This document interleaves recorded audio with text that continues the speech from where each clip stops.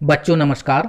आओ करें और सीखो में आज हम सीखेंगे छोटी, बड़ी और बराबर संख्याओं के मध्य चिन्ह कैसे लगाते हैं और इन्हें कैसे पढ़ते हैं, बहुत ही आसान विधि में। तो चलिए शुरू करते हैं। बच्चों, हम पहला उदाहरण लेते हैं। इस उदाहरण में संख्या 10 एवं संख्या 7 दी हुई हैं। इसमें यह बताना है कि इनके बीच कौन सा चिन्ह आएगा। प्यारे बच्चों, इन संख्याओं को देखने से स्पष्ट हो रहा है कि इसमें प्रारंभ की संख्या 10 बड़ी है तथा बाद की संख्या 7 छोटी है।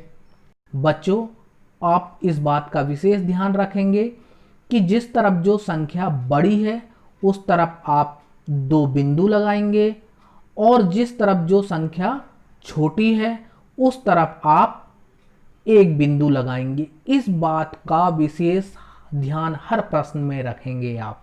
अतः हम इस प्रश्न में हम देखते हैं कि प्रारंभ में 10 संख्या बड़ी है, अतः इसके तरफ हम 2 बिंदु लगाएंगे और बाद में संख्या 7 छोटी है तो इसके तरफ हम 1 बिंदु लगाएंगे और हो गया। कितना सरल है बच्चों। अब क्या करेंगे, इन बिंदुओं को हम मिला देंगे। आ गया चिन्ह। अब बच्चों, इसे हम पढ़ेंगे कैसे, तो चलिए पढ़ते हैं। इस प्रश्न में पहली संख्या आपको दिख रही है 10 बड़ी है, तो हम पहली ही संख्या का नाम लेंगे और बोलेंगे 10 कैसी है, 10 बड़ी है किससे, 7 से। अतः उत्तर आ जाएगा 10 बड़ी है 7 से। बहुत आसान है बच्चों। अब हम दूसरा उदाहरण लेते हैं। संख्या 38 और संख्या 98 के बीच कौन सा चिन्ह आएगा। बच्चों, इन दोनों संख्याओं को ध्यान से देखो और बताओ कि कौन सी संख्या छोटी है और कौन सी संख्या बड़ी है। हाँ, बिल्कुल सही सोचा आपने। इसमें संख्या 38 छोटी है तथा संख्या 98 बड़ी है। तो बच्चों, हमने पहले नियम में क्या बताए थे कि जिस तरफ संख्या छोटी है उस तरफ आप 1 बिंदु लगाएंगे और जिस तरफ संख्या बड़ी है उस तरफ आप 2 बिंदु लगाएंगे। तो इस प्रश्न में बिंदु लगाते हैं।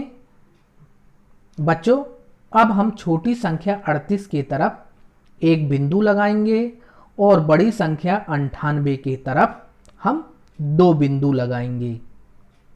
ये बिंदु हमने देखो लगा दिया।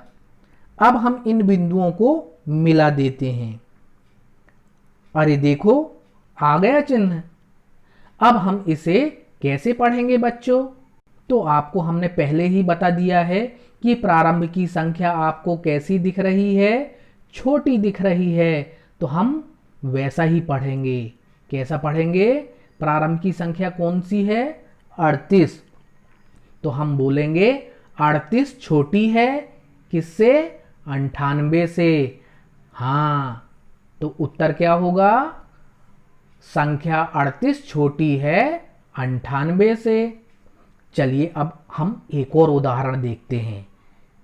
इस उदाहरण में दोनों तरफ 45 है जो दिखने में हमें बिल्कुल बराबर दिख रहे हैं। अतः हम दोनों तरफ 2-2 बिंदु लगा देंगे क्योंकि दोनों बराबर हैं। अतः हम बराबर की स्थिति में दोनों तरफ 2-2 बिंदु लगाते हैं। तो हम दोनों तरफ 2-2 बिंदु लगाने के बाद हम इसे सरल रेखा से मिला देते हैं।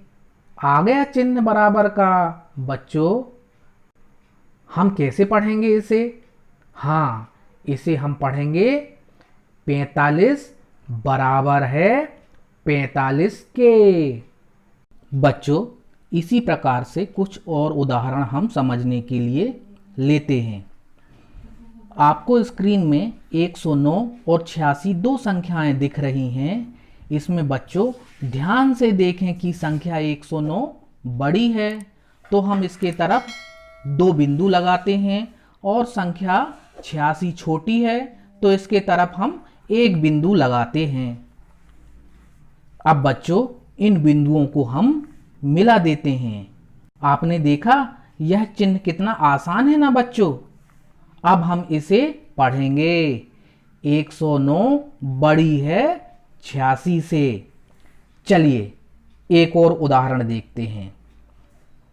अब संख्या 456 और संख्या 987 को समझते हैं।